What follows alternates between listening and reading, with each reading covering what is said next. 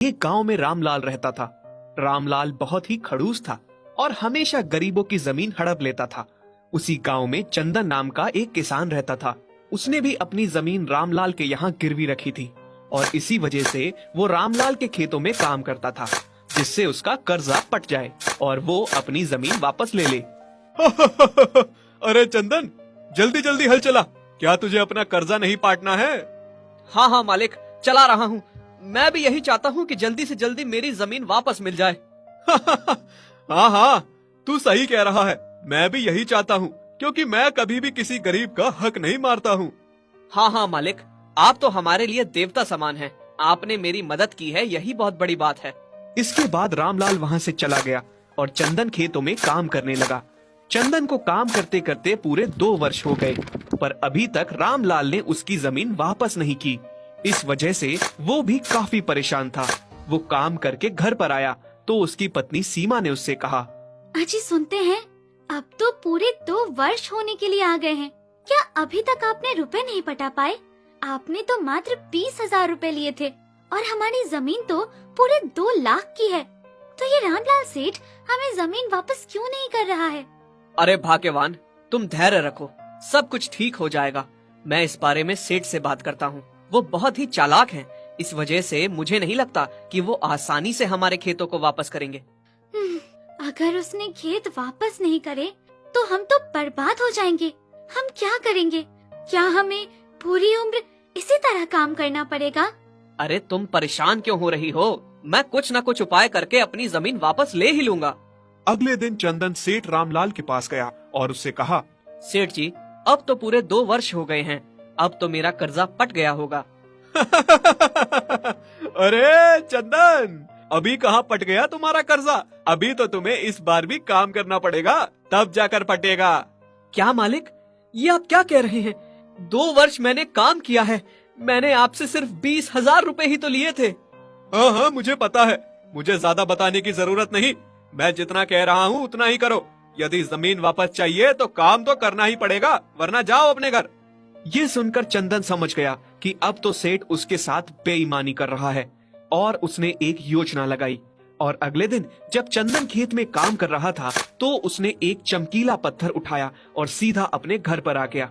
जब ये बात रामलाल को पता चली तो उसने चंदन को बुलाकर कहा, क्या रे चंदन, तुझे मेरे खेत में से एक पत्थर मिला है और तूने ये बात मुझे बताई भी नहीं। ये तो अच्छा हुआ कि मेरे आदमियों ने मुझे ये बात बता दी। चल ला, मुझे वो पत्थर दे दे। नहीं नहीं मालिक, मुझे कोई पत्थर नहीं मिला है। लगता है आपको कोई गलतफहमी हुई है। नहीं, मुझे कोई गलतफहमी नहीं हुई है। मेरे आदमियों ने कहा है कि तुझे एक बहुत ही सुंदर पत्थर मिला है।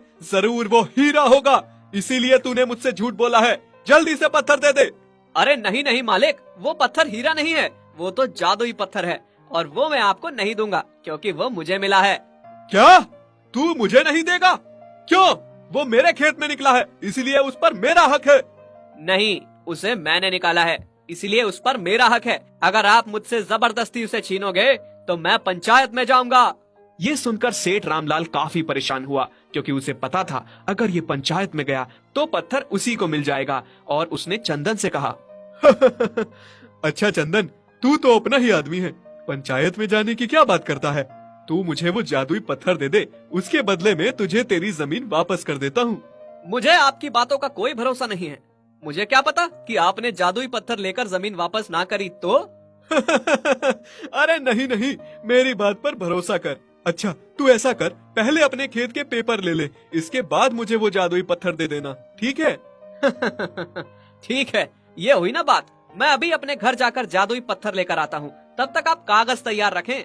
और ये कहकर चंदन अपने घर गया और कुछ देर बाद वो चमकता हुआ पत्थर लाया। उसे देखकर सेठ ने चंदन को खेत के कागज वापस कर दिए और फिर चंदन ने रामलाल को वो पत्थर दे दिया और वो घर पर आ गया।